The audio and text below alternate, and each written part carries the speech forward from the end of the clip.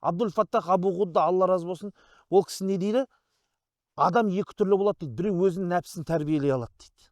Ал екінші түрлі адам болады дейді. Ол өз-өзіне ие бола алмайды дейді. Өз-өзіне ие бола алмайтынға ұстаз керек дейді. Өз-өзіне ие болатын адамға ұстаз да керек емес дейді.